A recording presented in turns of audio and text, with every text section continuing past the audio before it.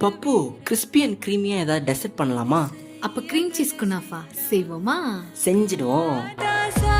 கிட்ட நெருங்குறலே